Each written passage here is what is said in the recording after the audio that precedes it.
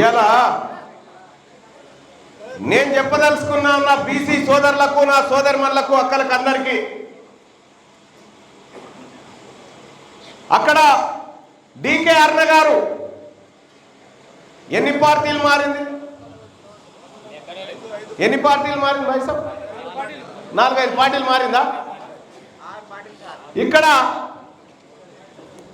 ఇక్కడ ఉన్నటువంటి ఎన్ఎం శ్రీనివాసరెడ్డి గారు ఎన్ని పార్టీలు మారిండు?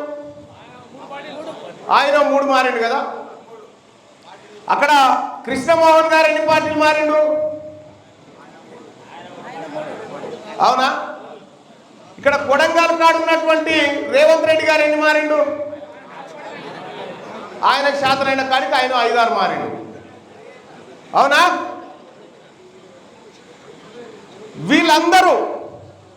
వీళ్ళందరూ పార్టీలు మారి ఏడికి పోతున్నారు? వీళ్ళంతా ఎక్కడికి పోతున్నారు?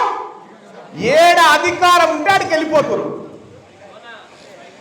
ఏడ అధికారం ఉంటే ఆడికి వెళ్ళిపోతూనే ఉంటారు. ఎందుకంటే అధికారం ఉన్న కాడ మాత్రమే వీళ్ళు అన్నం తిని బతకగలుగుతారు.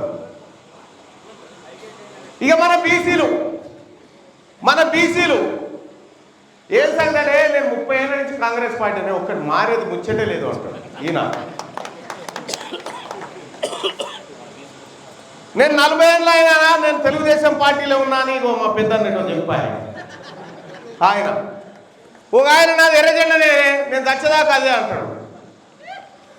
వాళ్ళేమో పార్టీలు మారుకుంటా అధికారం ఏడుంటే ఆడ వాలిపోతా ఉంటే నువ్వు ఆడకు పట్టుకొని ఆ జెండాలు పట్టుకొని అలా పార్టీల జెండాలు పట్టుకొని భుజాలన్నీ కాయలు కాసేటట్టు తిరుగుకుంటా